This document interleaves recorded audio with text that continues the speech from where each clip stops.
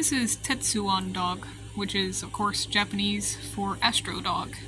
It's made by Eugene, hopefully I'm pronouncing that correctly, and it's actually made in Japan. Normally these kind of things are always made in China, at least these keychain type toys and small generic robot dog figures, but this one was actually made in Japan, so that's pretty neat. Anyways, it's just a little pullback toy. Let's show you what it does.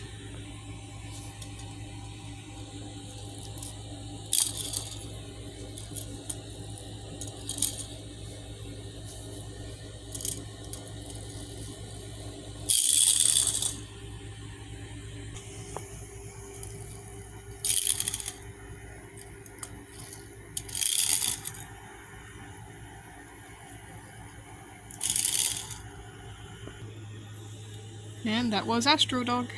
Thanks for watching.